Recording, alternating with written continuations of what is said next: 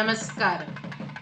இன்று ஞாயிறு 9/3/2025 காலை ஸ்ரீ அனந்த பத்மநாப சுவாமி கருட சேவையில் திருவீதி புறப்பாடு கண்டருளினார். பிரம்மோற்சவங்களில் கருட சேவை எப்பொழுதும் மிக பெருமை வாய்ந்ததாக கருதப்படுகின்றது.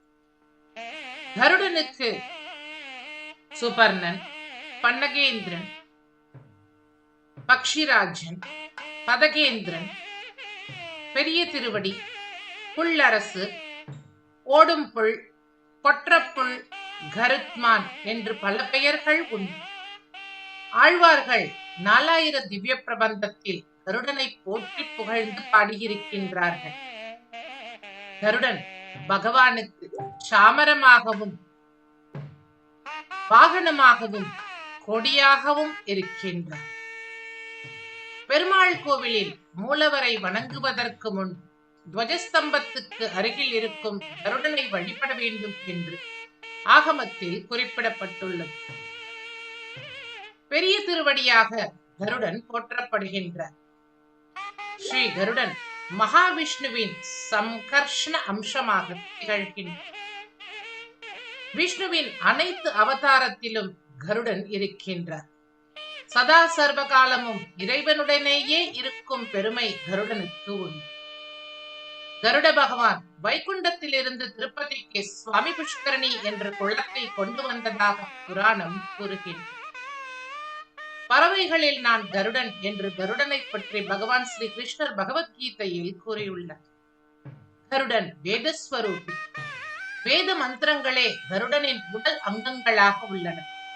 காயத்ரி மந்திரம் அவரது கண்ணாகவும், திரிவிருத் மந்திரம் அவரது தலையாகவும், காம மந்திரம் அவரது உடலாகவும், ஸ்தோமச்சாமம் அவரது உயிராகவும், யஜுர்வேதம் அவருடைய பெயராகவும், பிருகத்சாம ரதந்திரசாம மந்திரங்கள் அவருடைய இறக்கைகளாகவும், வேத சந்தஸ்கள் அவரது திருவடியாகவும், வேள்வி வேதியானது அவருடைய நகங்களாகவும் இருப்பதாக சாஸ்திரங்கள் கூறுகின்றன. 18 புராணங்களில் ஸ்ரீ கருட புராணம் மிகவும் பெருமை வாய்ந்ததாக கருதப்படுகின்றது.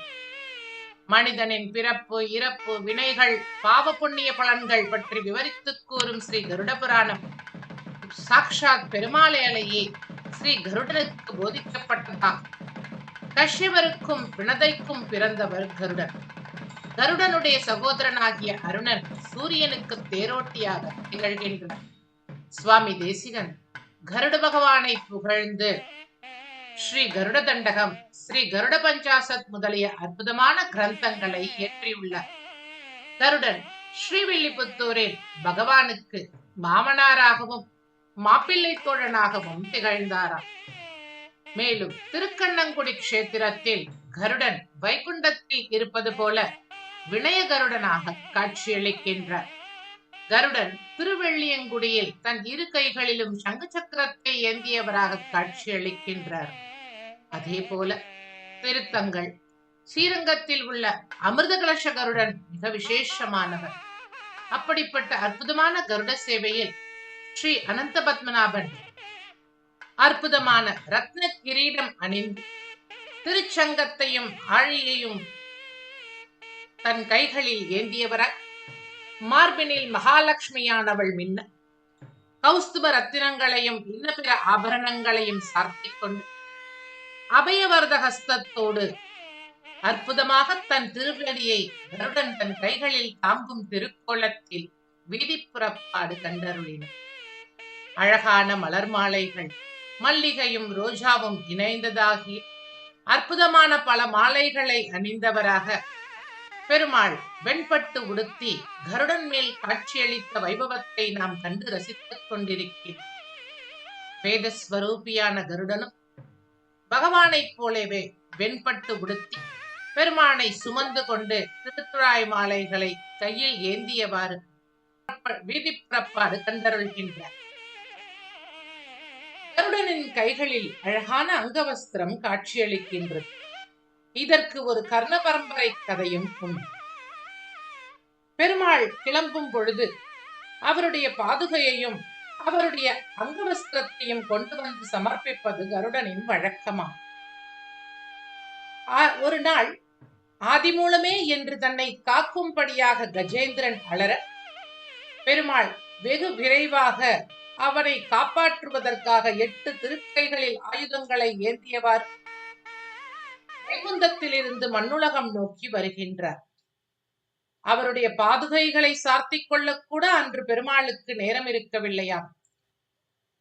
கருடனானவன் பகவானை வேகமாக சுமந்து கொண்டு அங்கவஸ்திரத்தை தன் கையில் ஏந்தியவனாக கஜேந்திரனை ரட்சிக்க வேகமாக விரைந்து வருகின்றான். அதனால்தான் இன்றும் கருடன் தன் கைகளில் அங்கவஸ்திரத்தை ஏந்தியவாறு காட்சி தருகின்றார் என்று அந்த கதை கூறுகின்றது. கருடன் பக்ஷி சாஸ்திரத்தில் கருடனை காண்பது சுபசகுனமாக கருதப்படுகின்றது. கருடனின் துவனியை கேட்பதும் சுகசகுனமாக கருதப்படுகின்றது.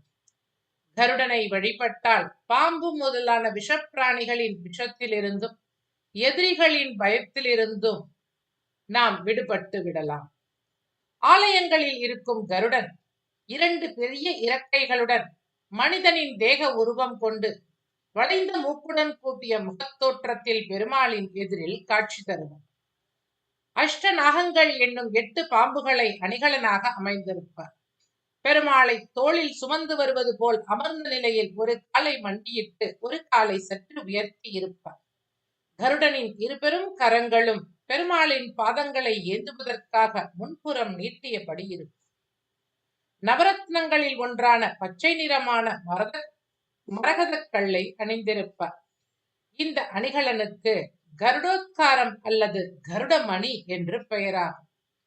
கருடாழ்வாரை வணங்கி உபவாசம் இருந்தால் மனநோய், இதய நோய், தீராத விஷநோய்கள் தீரும் என்று கருட தண்டகத்தில் கூறப்பட்டுள்ளது. ஆழ்வார்கள் கருடனை தெய்வப்புள், கொற்றப்புள் என்றெல்லாம் பாடியுள்ளனர்.